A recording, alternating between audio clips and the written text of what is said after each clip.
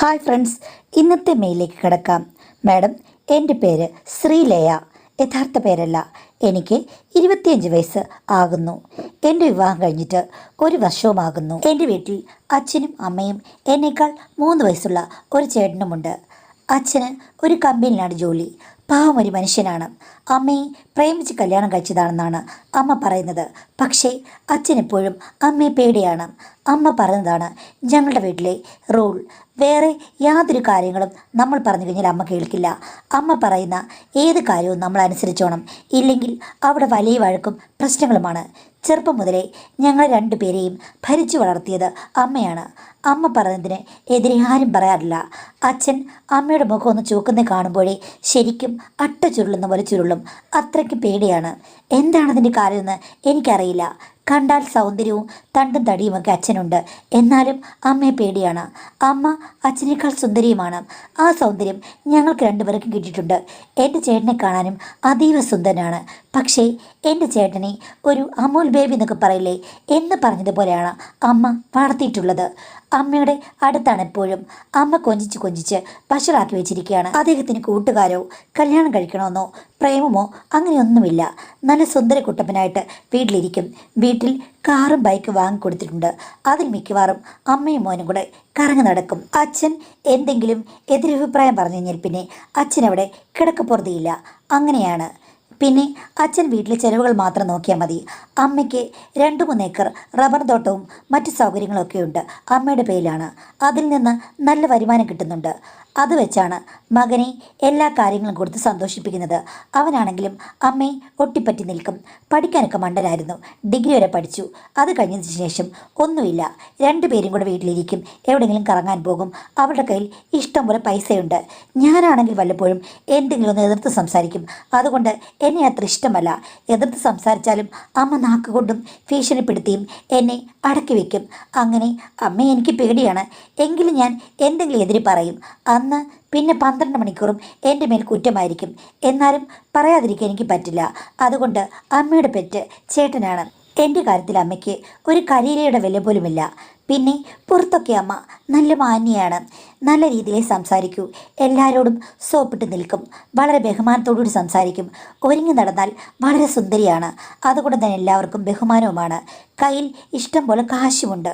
അതുകൊണ്ട് പിന്നെ പറയണ്ടല്ലോ. പണവും പത്രാസും ഒക്കെ കാണിച്ച് നടക്കും. വീട്ടിൽ നടക്കുന്ന ഇത്തരം കാര്യങ്ങളൊന്നും പകുതി പേർക്കും അറിയില്ല. അമ്മയുടെ സഹോദരങ്ങളുമായിട്ടും അമ്മയ്ക്ക് അത്ര നല്ല ബന്ധമൊന്നുമല്ല. അതുകൊണ്ട് അവരും ഇങ്ങോട്ട് വരില്ല. ചുരുക്കം പറഞ്ഞു കഴിഞ്ഞാൽ നാട്ടുകാർക്ക് അമ്മ കണ്ണിലുണ്ണി. പല ചെറുപ്പക്കാരുടെയും മോഹവല്ലിയാണ് അമ്മയെന്ന് എനിക്ക് തോന്നിയിട്ടുണ്ട്. ഇല്ലെങ്കിൽ സൗന്ദര്യമുള്ള ചെറുപ്പക്കാരോട് അമ്മ അങ്ങോട്ട് കയറി തട്ടിയും മുട്ടിയും ഒക്കെ സംസാരിക്കുന്നത് ഞാൻ കണ്ടിട്ടുണ്ട്. അമ്മ ചില്ലറക്കാരിയല്ലെന്ന് എനിക്ക് പലപ്പോഴും തോന്നിയിട്ടുണ്ട്. പക്ഷേ ഇതിലൊന്നും എനിക്ക് അഭിപ്രായം പറയാനോ കൈ കടത്താനോ പറ്റില്ല. നീ നിന്റെ കാര്യം നോക്കണമെന്നാണ് അമ്മ പറയുന്നത്. കൂടുതൽ അന്തരീക്ഷം പ്രക്ഷുബ്ധമാക്കാതിരിക്കാൻ വേണ്ടിയിട്ട് ഞാനും ആത്മസംയമനം പാലിച്ചു പോന്നു. ഏകദേശം 2 വർഷങ്ങൾക്ക് മുമ്പാണ് ആ സംഭവം. ഞാനിപ്പോൾ കോളേജിൽ പോയിട്ട് വന്ന് വീട്ടിലിരിക്കുകയാണ്. അപ്പോൾ അമ്മയും അവിടെ ഇല്ല, ചേട്ടനും അവിടെ ഇല്ല. ഇത്തിരി കഴിഞ്ഞപ്പോൾ രണ്ടുപേരും കൂടെ വന്നപ്പോൾ ഒരു 6 മണിയായി കാണും. വന്ന പാടെ അമ്മ ബാഗ് വലിച്ചെറിഞ്ഞിട്ട് മുറിയിലേക്ക് പോയി. ചേട്ടനാണെങ്കിൽ എന്നെ നോക്കി ഒന്ന് കണ്ണ് കാണിച്ചിട്ട് അങ്ങ് പോവുകയും ചെയ്തു. എന്താണ് അതിൻ്റെ അർത്ഥമെന്ന് എനിക്ക് മനസ്സിലായില്ല. എന്തോ പ്രശ്നം ഉണ്ടായിട്ടുണ്ടെന്ന് എനിക്ക് തോന്നി. പക്ഷെ ചോദിക്കാൻ മടി. ഒരു 7 മണിയായപ്പോഴേക്കും അച്ഛൻ വന്നു കഴിഞ്ഞപ്പോഴേക്കും അമ്മ മുറിയിൽ നിന്ന് ചീറിപ്പാഞ്ഞു വന്നു കഴിഞ്ഞ് അച്ഛൻ്റെ കോളർ പിടിച്ച് അച്ഛൻ്റെ മുഖത്ത് ആഞ്ഞടിച്ചു. അത് കഴിഞ്ഞ ശേഷം അച്ഛനെ നിലത്ത് തള്ളിയിട്ട് ചവിട്ടുകയൊക്കെ ചെയ്തു. അലറുകയും തെറി വിളിക്കുകയും ഭയങ്കര പ്രശ്നം. അച്ഛനാണെങ്കിൽ ഒന്നും പറയുന്നില്ല. ഈ മർദ്ദനങ്ങളൊക്കെ ഏറ്റുവാങ്ങിയാണ്. ചേട്ടൻ അത് നോക്കി നിൽക്കുന്നു. ഞാൻ ഓടിച്ചെന്ന് തടസ്സം പറഞ്ഞു കഴിഞ്ഞപ്പോഴേക്കും അമ്മ എന്നെ പിടിച്ച് തള്ളിയിട്ടു.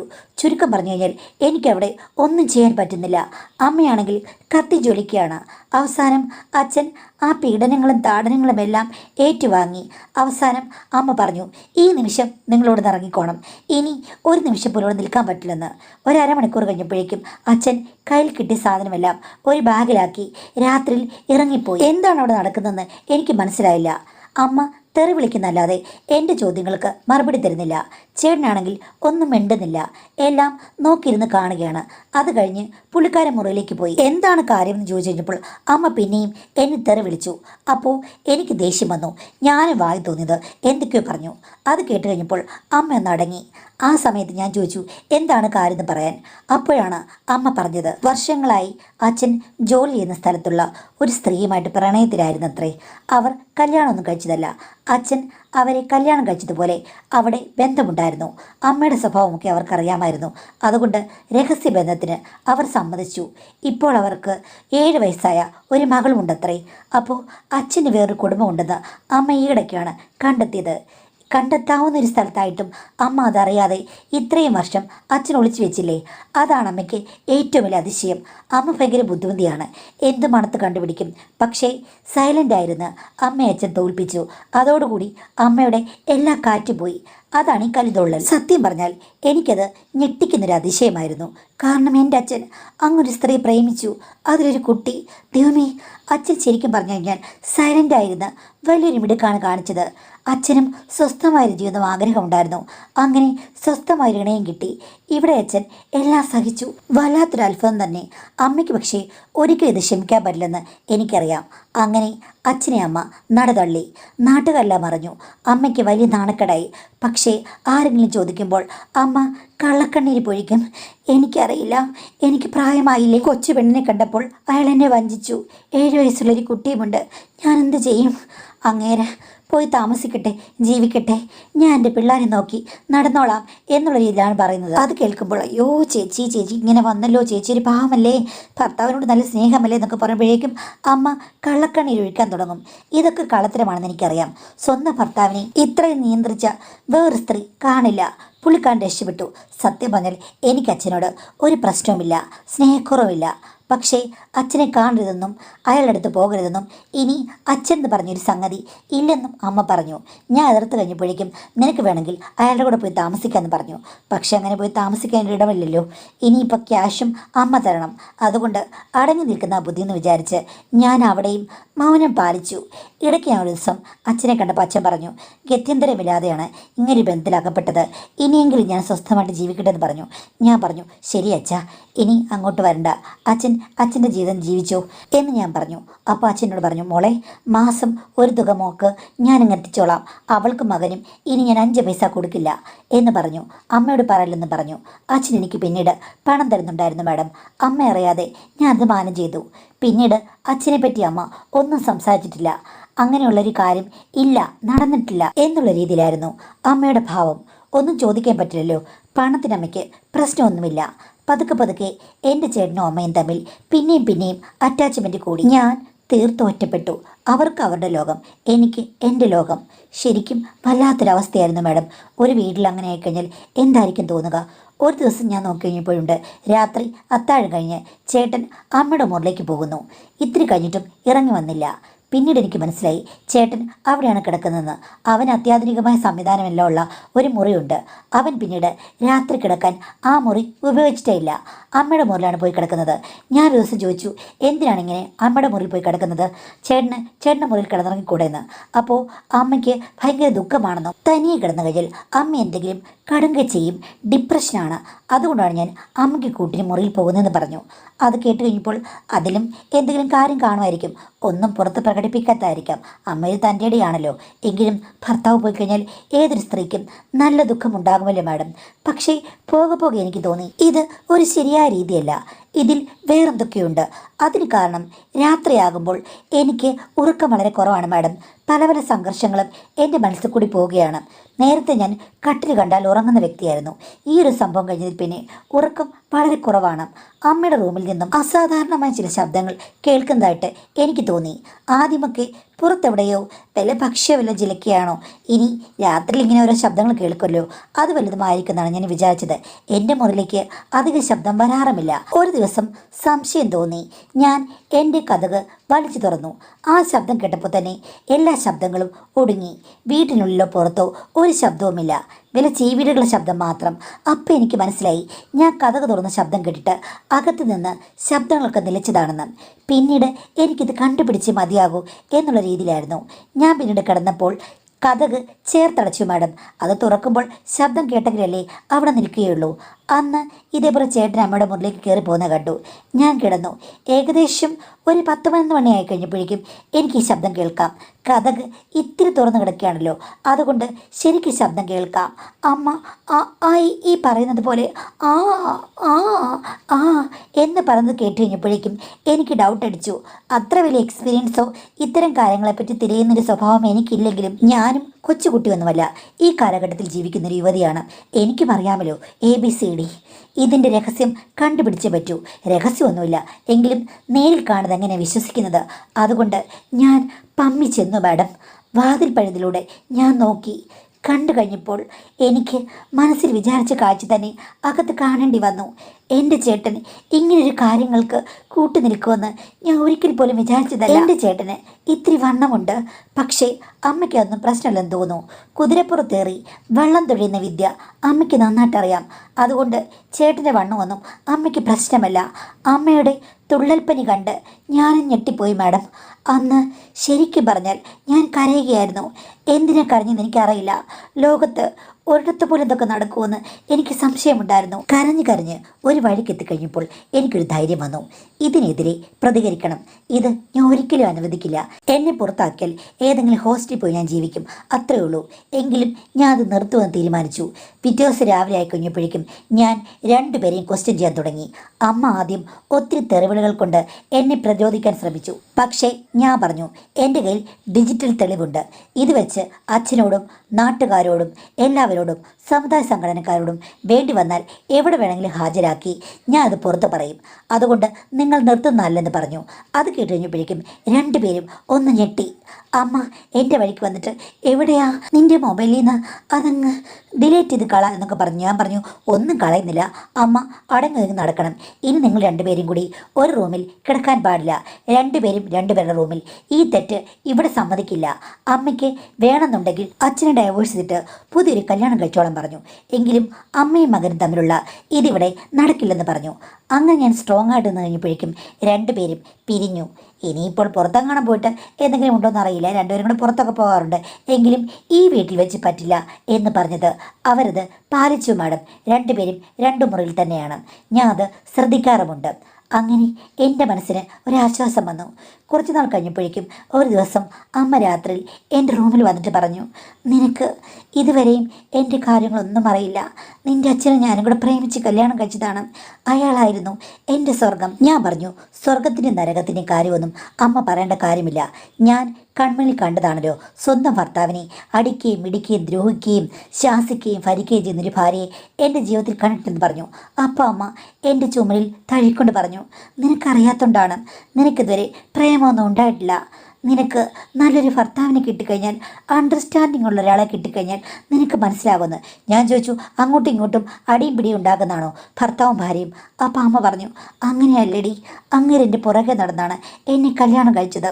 അത് കഴിഞ്ഞപ്പോൾ പുള്ളി എന്നോട് പറഞ്ഞത്, ഞാൻ അദ്ദേഹത്തെ അടിക്കുകയും കുത്തുകയും ചവിട്ടുകയൊക്കെ ചെയ്യണം, നല്ല വേദനയോടുകൂടി. ആ വേദനയുള്ള സമയത്ത് മാത്രമേ അദ്ദേഹത്തിന് നന്നായിട്ട് എന്നെ പരിചരിക്കാൻ പറ്റൂ. ഞാൻ ചോദിച്ചു, എന്താ എനിക്കൊന്നും മനസ്സിലാകുന്നില്ലെന്ന്.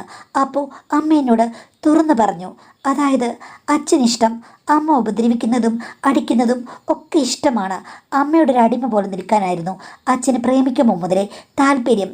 അമ്മ ഉപദ്രവിക്കുമ്പോൾ അച്ഛൻ്റെ ഊർജം കൂടുമത്രേ. അങ്ങനെയായിരുന്നു അവർ തമ്മിലുള്ള ബന്ധം ആദ്യം മുതലേ. അമ്മയ്ക്ക് അതൊന്നും ഇഷ്ടമില്ലായിരുന്നു. അച്ഛൻ തന്നെയാണ് നിർബന്ധിച്ചത്.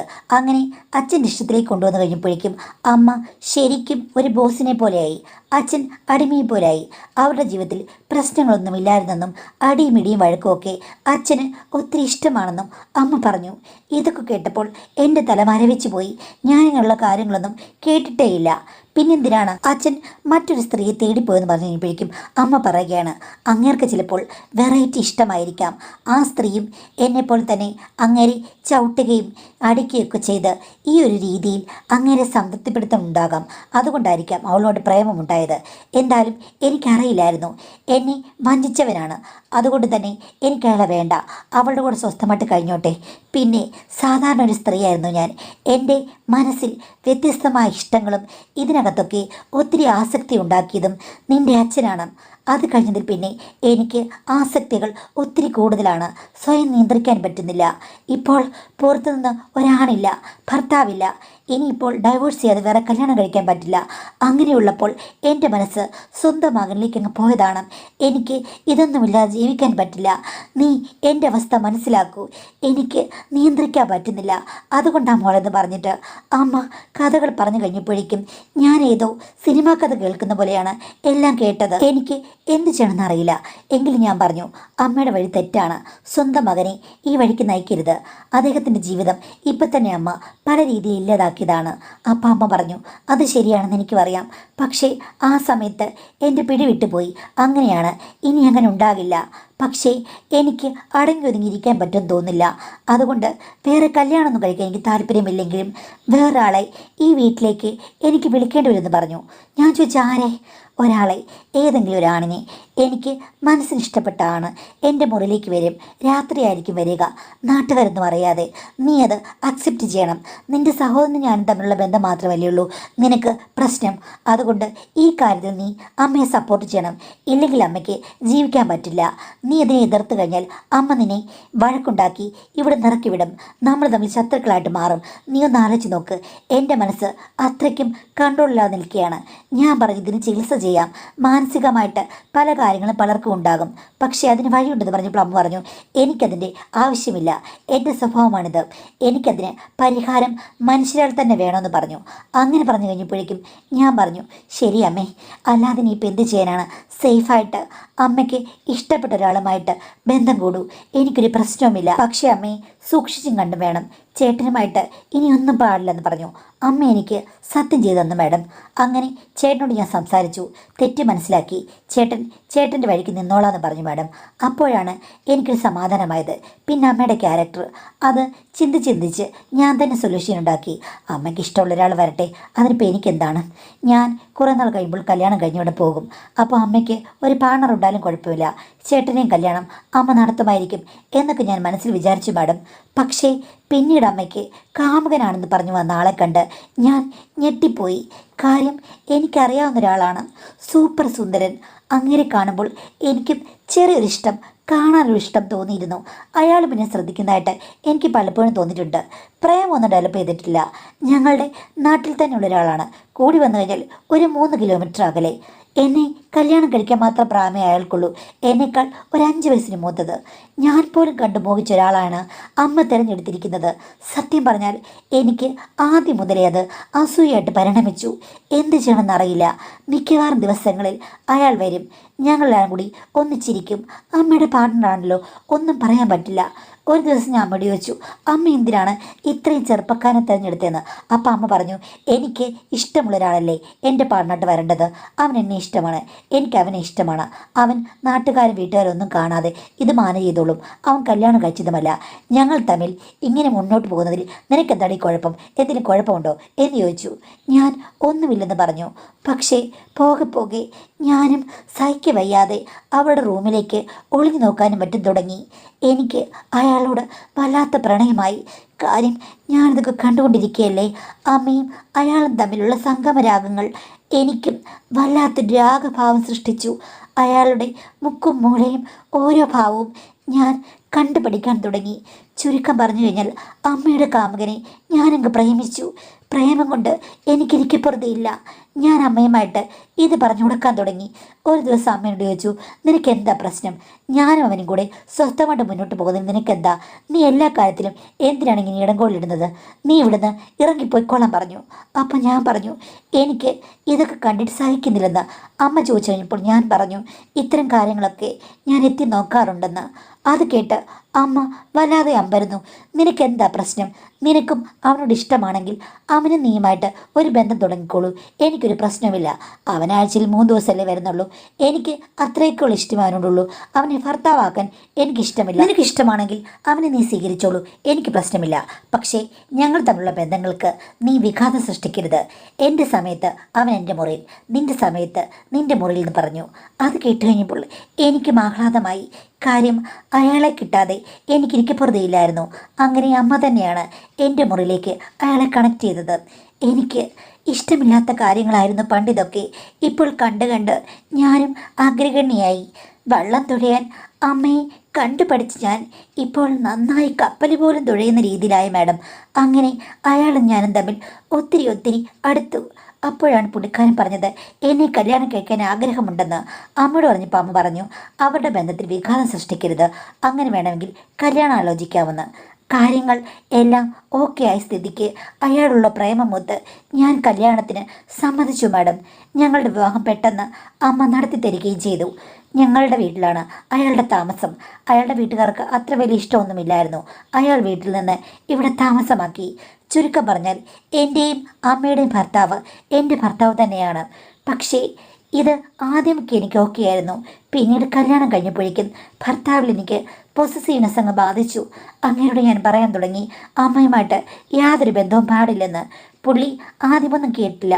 പിന്നീട് എന്നുള്ള സ്നേഹം കൊണ്ട് കുറച്ചൊക്കെ അനുസരിച്ചു. അമ്മയുടെ ദിവസങ്ങൾ കുറഞ്ഞു തുടങ്ങി കഴിഞ്ഞപ്പോഴേക്കും അമ്മ എന്നോട് വഴക്കുണ്ടാക്കാൻ തുടങ്ങി. ചുരുക്കം പറഞ്ഞു കഴിഞ്ഞാൽ വീട്ടിൽ വലിയൊരു പൊട്ടിത്തെറിയുണ്ടായി. അപ്പോൾ അമ്മ എന്നോട് പറഞ്ഞു ശരി, അങ്ങനെയാണെങ്കിൽ ഇതിനൊരു പരിഹാരം നീ കണ്ടെത്തണം. നിന്റെ ഭർത്താവിനെ നീ സ്വന്തമാക്കി വെച്ചുകൊണ്ടിരുന്നു കഴിഞ്ഞാൽ എൻ്റെ കാര്യങ്ങൾ പ്രോപ്പറായിട്ട് നടക്കില്ല. അപ്പോൾ നീ പണ്ട് എന്നെ വിലക്കിയ കാര്യത്തിലേക്ക് ഞാൻ തിരിച്ചു പോകേണ്ടി വരും. ഞാനും എൻ്റെ മകനും തമ്മിൽ പിന്നെ ഒന്നിക്കേണ്ടി വരുമെന്ന് പറഞ്ഞു. എനിക്കത് ഒട്ടും സഹിക്കാൻ പറ്റുന്നില്ല മാഡം. അഗ്നിപർവ്വതം പുകയുന്ന പോലെയാണ് ഈ വീട്. ഒരു ലക്ഷ്യത്തിലെത്താൻ എനിക്ക് പറ്റുന്നില്ല. ഏത് രീതിയിലാണ് ഇത് മാനേജ് ചെയ്യേണ്ടത് എനിക്കറിയില്ല. ഭർത്താവിനെ എൻ്റെ കൂടെ തന്നെ സ്വന്തമായി നിർത്താനാണ് എനിക്ക് ആഗ്രഹം. പക്ഷേ അമ്മ പറഞ്ഞതൊട്ട് അക്സെപ്റ്റ് ചെയ്യാനും പറ്റില്ല. ഈ അവസ്ഥയിൽ എങ്ങനെയായിരിക്കണം ഇതിനെ സമീപിക്കേണ്ടത് എന്നാണ് ചോദ്യം. എനിക്കിത് കേട്ട് ഒരു കാര്യമേ പറയാനുള്ളൂ. വളരെ വിചിത്രമായ കുഴ പറഞ്ഞൊരു ഫാമിലിയാണ് ഇത്. ആദ്യം ഓർത്ത് അമ്മയാണ് പ്രശ്നക്കാരിയെന്ന്, അപ്പോൾ അച്ഛനാണെന്ന് പറയുന്നു. അത് കഴിയുമ്പോൾ സഹോദരനും അമ്മയും കൂടെ പ്രശ്നം. അത് കഴിഞ്ഞപ്പോൾ ഇതിൽ നന്മയാണെന്ന് പറഞ്ഞ നിങ്ങളായി ഏറ്റവും വലിയ പ്രശ്നക്കാരി. എനിക്ക് പറയാനുള്ളത് ഇത്രയും കുത്തഴിഞ്ഞൊരു സ്ഥലത്ത് സദാചാരം കൊണ്ടുവന്നിട്ട് പ്രത്യേകിച്ച് ഒരു കാര്യവുമില്ല. ആണെങ്കിൽ നിങ്ങൾ നന്നാകേണ്ടിയിരുന്നു. അമ്മയുടെ കാമുകനെ സ്വന്തമാക്കാൻ ആഗ്രഹിച്ച് നിങ്ങൾക്ക് എന്ത് സദാചാരമാണുള്ളത്? അതിൽ നിങ്ങളങ്ങ് പറയണം ആ ശരി രക്തബന്ധമൊന്നും അല്ലല്ലോ, അമ്മയും മകനും തമ്മിലല്ലോ എന്ന് പറഞ്ഞ് നിങ്ങൾ ന്യായീകരിക്കുന്നു. ആരോടും പ്രേമമില്ലാതെ ആണുങ്ങളുടെ കാര്യത്തിൽ താല്പര്യമില്ലാതെ പമ്മിയിരുന്ന നിങ്ങൾക്ക് ഈ നാട്ടിൽ വേറെ ആണുങ്ങളെ ആരെയും കണ്ടെത്താൻ പറ്റിയില്ലേ? നിങ്ങളെ പ്രേമിക്കുന്നോ അല്ലെ കല്യാണം കഴിക്കാനേ പറ്റിയേ അമ്മയുടെ കാമുകനെ മാത്രമേ കണ്ടുള്ളൂ, അതും ഒളിഞ്ഞു നോക്കിയിട്ട്. അപ്പം നിങ്ങളിതിനകത്ത് ഏറ്റവും വലിയൊരു പ്രശ്നക്കാരിയാണ്. എന്നിട്ട് നിങ്ങൾ പറയുകയാണ് ഭർത്താവിനെ എനിക്ക് തന്നെ വേണം, ബന്ധങ്ങൾ നിർത്തണം, അതാ ഇതാണെന്നൊക്കെ. ഇതൊക്കെ ഒരു സൂത്രവാക്യം മൂലം അങ്ങോട്ടും ഇങ്ങോട്ടും ഒരു അണ്ടർസ്റ്റാൻഡിങ് മൂലം പോയൊരു ബന്ധങ്ങളാണ്. അമ്മ നേരത്തെ അമ്മയുടെ നയം വ്യക്തമാക്കിയതാണ്, അത് നിങ്ങൾ അംഗീകരിച്ചതുമാണ്. ഇപ്പോൾ അവരെ നിയന്ത്രിക്കാൻ ചെന്ന് കഴിഞ്ഞാൽ അവർ വേറൊരു ഓപ്ഷൻ പറഞ്ഞു, അത്രയേ ഉള്ളൂ. അപ്പോൾ എനിക്ക് പറയാനുള്ള കാര്യം, ഒന്നുകിൽ നിങ്ങൾ ഫാമിലി എല്ലാവരും കൂടി ഒരു ഫാമിലി കൗൺസിലിങ്ങിൽ പോയിട്ട് എന്താണ് ജീവിതം, എന്താണ് ഫാമിലി, അതിലെ മൊറാലിറ്റി സദാചാരമൊക്കെ നിങ്ങളുടെ ജീവിതത്തിൽ എല്ലാവരും കൊണ്ടുവന്ന് നല്ലവരായിട്ട് ജീവിക്കുക. ഒന്നുകിൽ അല്ലെന്നുണ്ടെങ്കിൽ നിങ്ങളിതിൽ ഒന്നും നോക്കാതെ എന്തെങ്കിലും കാണിക്കുക, വരുന്നത് അനുഭവിക്കുക. ഇത് രണ്ടും അല്ലാതെ വേറൊരു ഓപ്ഷൻ ഉണ്ടെന്ന് എനിക്ക് തോന്നുന്നില്ല. ആകെ മൊത്തം തെറ്റുകൾ ചെയ്യുന്ന ഒരാൾ പറയുകയാണ് ഒരു കാര്യം മാത്രം തെറ്റാണെന്ന്, അതങ്ങനെ അംഗീകരിക്കാൻ പറ്റും? അതുകൊണ്ട് എനിക്ക് പറയാനുള്ളത് ഒന്നുകിൽ നല്ലവരാകുക, ഇല്ലെങ്കിൽ ഒരു അണ്ടർസ്റ്റാൻഡിങ്ങിൽ ഒഴുക്കിൽ ഇങ്ങനെ അങ്ങോട്ട് പോവുക.